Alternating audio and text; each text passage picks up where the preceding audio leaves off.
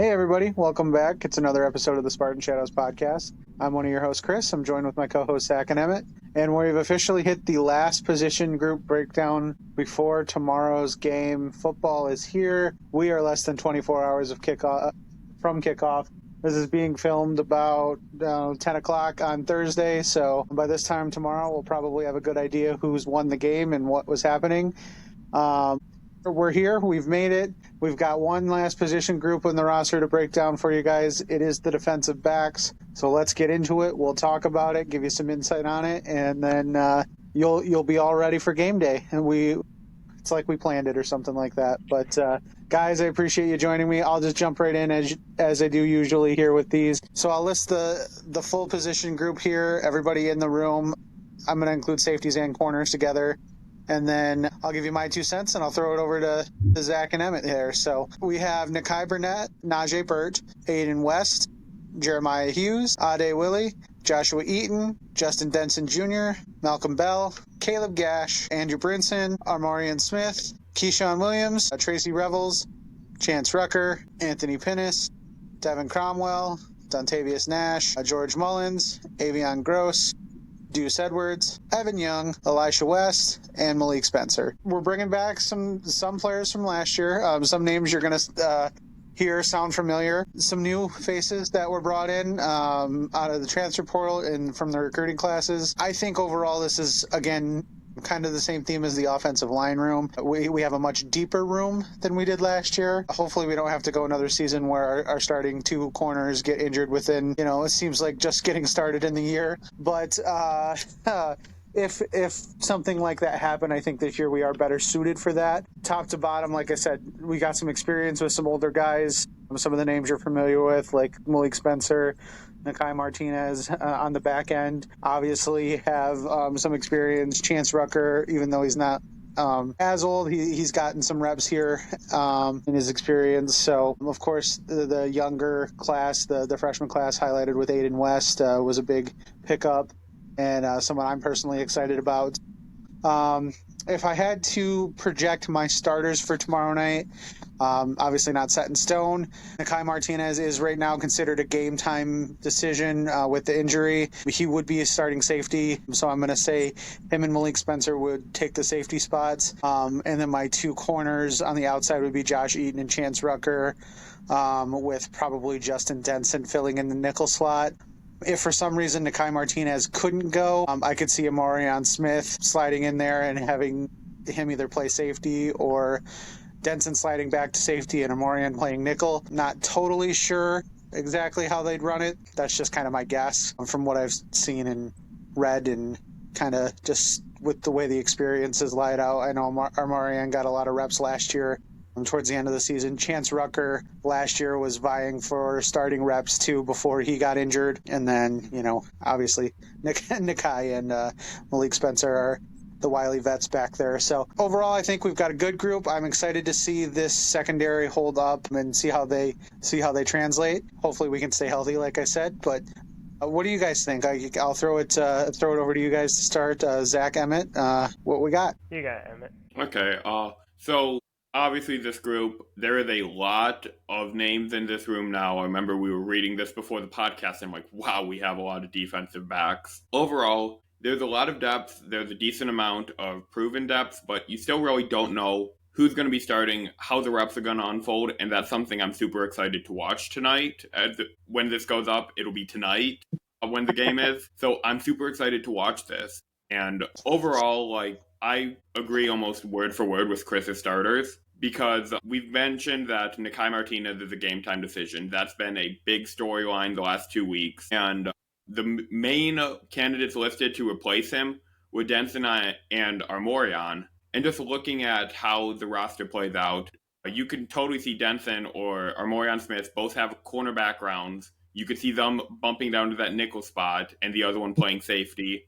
Denson played safety in aid of Malik Spencer last year when he missed the last, 3.5 games with injury. Yeah. Him and Jalen Thompson split the reps. Obviously, Jalen Thompson transferred for a family matter, transferred back to Memphis. So Denson is the sole remaining guy at that spot because remember, Khalil Majid missed time with injury last year. He missed the whole season. Angelo Gross is gone. So just looking at this room, there's a lot of players who the second half of the room is relatively unproven, but the first half of the room either transfers or players with experience. Nigel Burt is a guy who I could see factoring into that corner race. I think he sees quite a few reps tonight. Wouldn't necessarily call him a starter. I think you might see him on the field for 3-4 series maybe. Martinez, if he plays, he'll definitely be your starter. Started last year, got a pick against Florida, got a pick in the season opener, if I'm not mistaken. Aiden West, he is a freshman that you are going to see play early and often, in my opinion. I don't think he's a guy that redshirts. If gun to my head, I'm picking two defensive players that do not receive a redshirt this year, Derek Simmons and Aiden West for sure. Yep. I would say Jeremiah Hughes is a guy that he looked extremely athletic, at least during the 15 minutes of stretching and drills we got to see when we were doing media B-roll photos. So Hughes, extremely talented. What do you expect from a kid who was an LSU player at one point? Then Ade Willie, Joshua Eaton, both those guys, senior corners. I think Willie plays a lot more of a factor this year than you would expect from literally based on his previous experience. I think he played about 100 reps at corner last season. I think he might have that by week 4. So that's just my honest outlook on it. Denson is a guy, he's going to make the leap this year. He's going to be your starter, in my opinion. I think he's going to get that starter position, and he's not going to look back. I think he's going to excel. PFF graded him out extremely well. Top 25 of all safeties and top 5 of all Power 4 safeties with under 2 years of experience last year. So he is going to break out, in my opinion. Then you have Malcolm Bell. He's that other guy with, I would say, Burt, Eaton, Willie, and Bell and Rucker are probably my top 4 corners. Just outside corners, that is. Then looking through the rest of the room, Andrew Brinson comes back. Caleb Gash was a special teamer last year, as was Dorian Davis. Elisha West is a guy that you might see a couple reps on special teams, depends on how everything unfolds. Majid is a guy I think could break out this year. Obviously, he's missed 3 of his last, I believe, 5 or 6 seasons with injury. So if he can stay with injury or the COVID pandemic, if he can stay healthy and doesn't have anything weird derail his season, he is going to be a player that can make an impact. Deuce Edwards was a freshman I was high on. Haven't heard a lot of him in camp, so maybe you don't see him play. Maybe you do. Would love to see him make a Spartan debut tonight. Then, Evan Young working with the safeties, not surprised. He's 6'2", I believe. 6 foot. Okay, that's news to me. He looks 6'2". George Mullins also extremely tall. At one point with a wide receiver when the initial roster got released for spring ball. Moved back to defensive back within a week. Avion Gross did good in spot action last year, played every game, at least on special teams. I think he could take the leap this year, but with how much depth we got, he's at least a special teamer for sure. Devin Cromwell, Anthony Pinnes, Dontavius Nash, I believe, are the 3, and Tracy Revels are the 3 names I really haven't mentioned. They're all incoming transfers, and they're guys who Pinnes have heard a lot about. Rebels I've heard a little bit. Same with Cromwell. Nash haven't heard a ton about. These are guys who talk to me at this point next week, and I'll have more of a glimpse based on how the snaps break down for today's game. So overall, just a lot of question marks. Keyshawn Williams is the only name I haven't mentioned, I'm pretty sure at this point. Keyshawn is a player that I was decently high on him out of Riverdale High School. Not really sure how he factored in, what position he'll be playing at.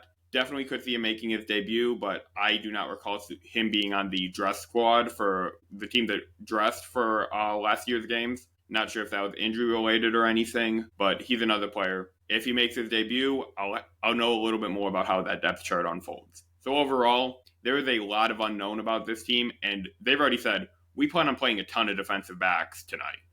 Yeah. So this is really kind of a throw darts at the wall and see what happens defensive back room, because we don't know. The coaches know a relative order, but they want to see how everyone plays when it's not their own wide receivers. So overall, we're going to see it. What's up? Even though it's a really good wide receiver room too, though. If you look at the teams that they're going to play in the Big Ten, you could maybe pick a handful of teams that might have better wide receiver rooms. I think Ohio State, you definitely have to say. But there's a couple of other there that I know that people have had discussions about that saying, are they better? Is it about the same? So I think this defensive back room will definitely be tested. For sure. But yeah, no, I think what both of you have said, I agree with a lot of it. The one thing I do really like about this defensive back room is the depth, is kind of the guys that have come in and transferred in, because obviously under Mel Tucker, they took a different approach. They took an approach for defensive back transfers that are guys from like the SEC, like bigger conferences that are trying to come down that didn't really work there. Now what Jonathan Smith is doing, the coaching staff is trying to get guys that were really good guys at their level, but like you have to bump it up to the Big Ten level.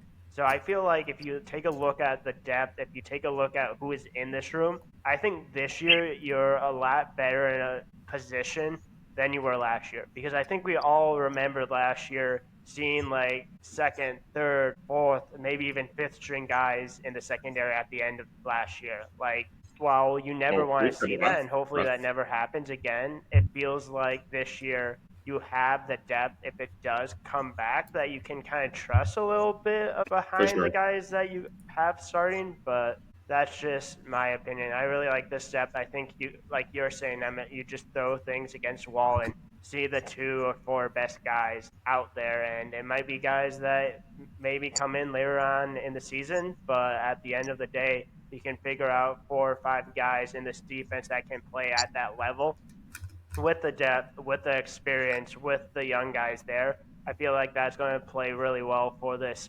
secondary. It's just we might not know exactly what it's going to look like. Maybe it's going to look quite a bit different. I know, Emmett, I know that the coaching staff had talked about there's going to be a ton of players playing tomorrow, or quote-unquote tonight by the time we release it. So it's going to be interesting to see who starts, who gets playing time.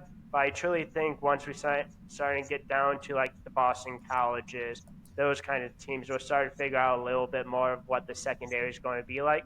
Because hypothetically, and we've seen what's been kind of going on tonight, MSU secondary should probably not be too tested, in my opinion, just because we don't know what Western has, and they're going to do they lost their top 7. system. Nobody knows what they have. Yeah, like they could have the next great wide receivers in that room, but like for what MSU does, I feel like the secondary should be fine tonight. I think the secondary definitely should be fine. You mentioned everyone going down with injury last year. Actually, during the preview for the game with Joe Rossi, he mentioned by the end of the game against Florida Atlantic, they were playing a guy who had spent the entire week on the practice squad due to the amount of injury suffered in the season opener. I believe he was talking about Avion Gross at the end of that game. Yeah. Because Avion Gross played basically the whole second, third, and fourth quarters due to injury. Yeah, which is crazy. Yeah, we were running at points last year. We were running Zack and Emmett out at corner, and it was just we were very injury depleted. They benched me for Zeke at halftime, actually. Yeah, I was just going to say, I think Emmett and I would do pretty well out there. Yeah. If I had to pick, there were 2 guys. You got it, Emmett.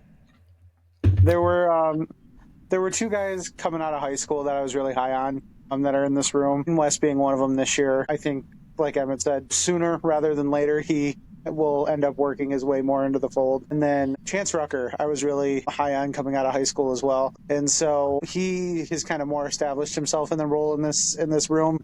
I know last year with the injury wasn't, the best, but if he can stay healthy, I think he's got a chance to really get a bulk share of reps here. And I do like Joshua Eaton and what he's showed so far in camp. I think he's going to be another good. So I have confidence in our starters. Again, it's just like I said, the health's going to be a big thing.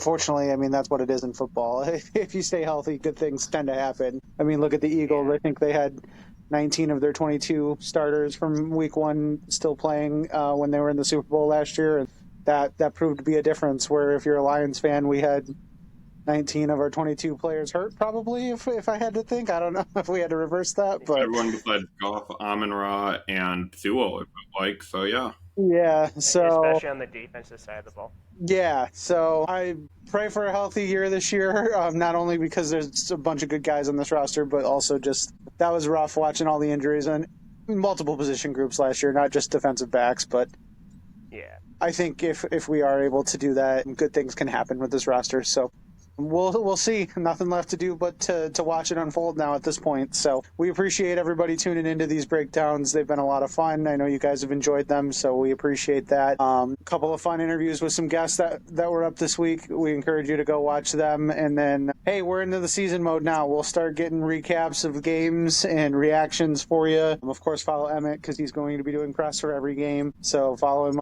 on Twitter, and we'll have articles coming up on the website and shadows kind of recapping everything. And then, yeah, you'll get your weekly previews, your weekly recaps. We've got another guest interview in a couple weeks in the works that I think you guys will really enjoy. So lots of fun times happening. And for those of you who tune in for basketball and football content, we haven't forgot about you. Football's obviously taken a little bit of a main stage, but we've got some stuff coming back for that at some point here too. As hockey season and basketball are right around the corner as well. So exactly. So we appreciate everybody. It's an exciting time. We've got the YouTube TV quad box with college football games on in the background over here. I can't believe it's football season. We're excited. So everybody have a great night/day whenever you're listening to this. If you're on your way to Spartan Stadium, safe travels. Enjoy the game responsibly. Enjoy the fireworks responsibly. And let's go green. Go white. Go white.